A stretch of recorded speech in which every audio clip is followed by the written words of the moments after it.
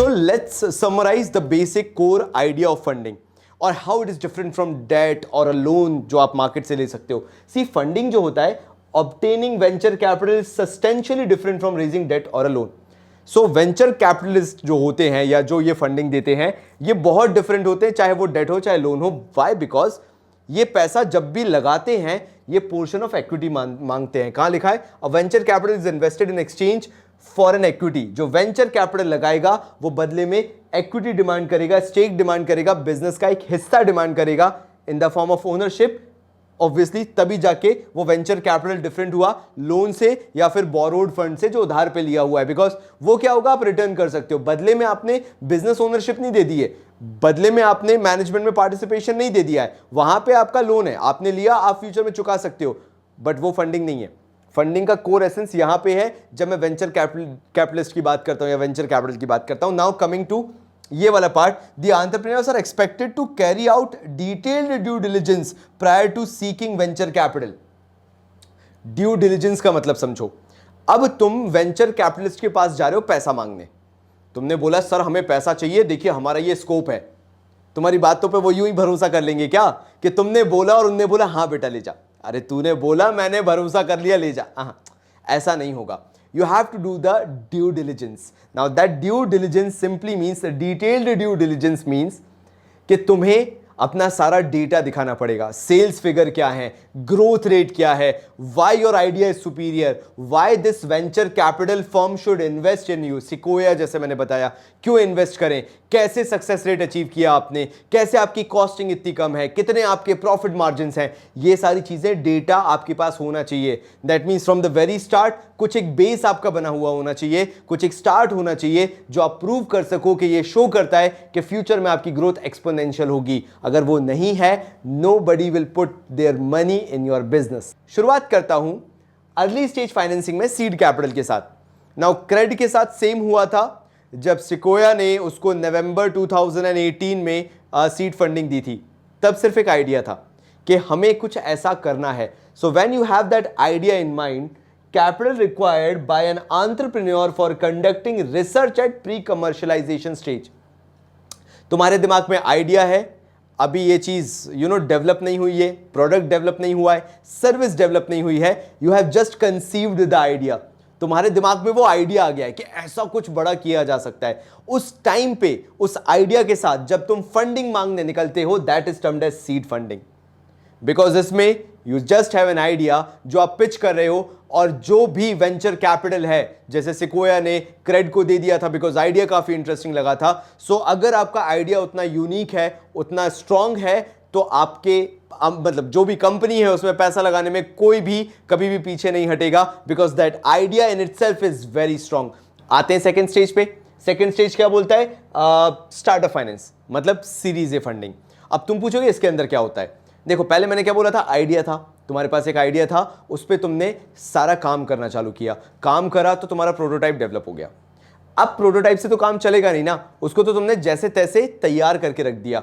चलो मैं तुम्हें माइक्रोसॉफ्ट का एक एग्जांपल देता हूं. जब उन्होंने एक्सबॉक्स को लॉन्च किया था, this was the same condition. एक प्रोटोटाइप तैयार था, लेकिन that prototype is not the finish product. बात को समझो.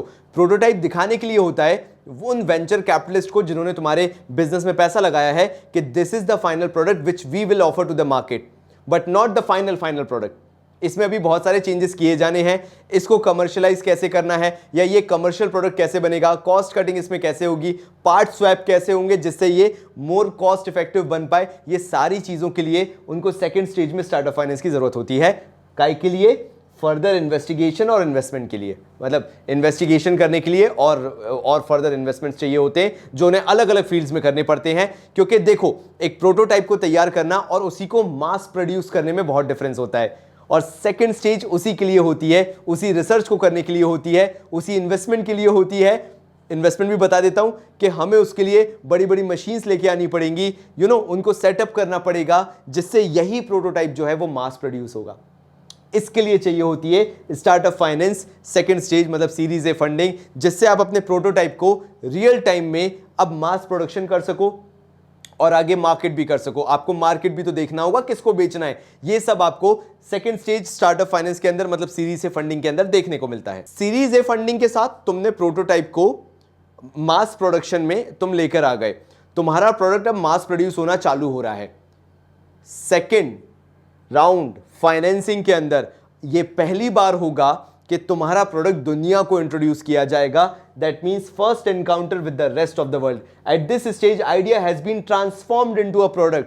प्रोटोटाइप नहीं है अब वो रियलिटी में एक प्रोडक्ट है, जिसके लिए तुमने एक पूरी की पूरी प्रोडक्शन साइकिल बनाई है, ऑपरेशनल साइकिल बनाई है, जहां पे वो प्रोड्यूस हो रहा है।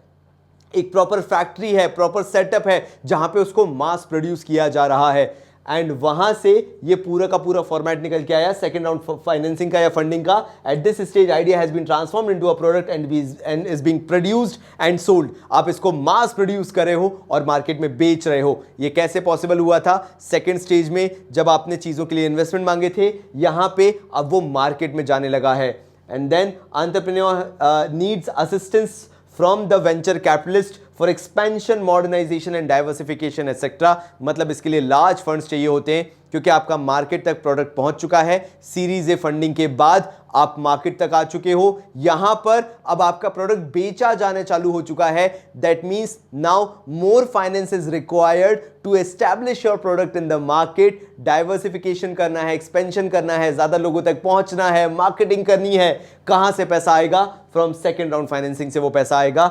लार्ज फंड्स आर रिक्वायर्ड, इसके लिए बहुत सारा पैसा चाहिए होता है, सो दैट एक ग्रैंड ओपनिंग हो, एक ग्रैंड इंपैक्ट हो पब्लिक पे, सो दैट मास रीच मिल सके उस प्रोडक्ट को एंड ऑब्वियसली वो ज्यादा प्रॉफिटेबल हो सके। एंड लास्ट स्टेज जो मैंने तुम्हें फ्लोटेशन कॉस्ट वगैरह बताया था, तुम्हें समझाया था, वही है लास्ट स्टेज फाइनेंसिंग जो होता है, या ब्रिज फाइनेंसिंग बोल लो या प्री पब्लिक स्टेज बोल लो।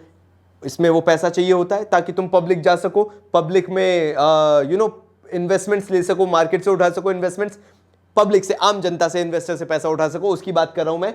So last stage of the venture capitalist financing process होता है ये। वेंचर कैपिटल ये लास्ट पैसा लगाता है जो लगाता है। इसके अंदर मेन गोल होता है वेंचर टू गो पब्लिक।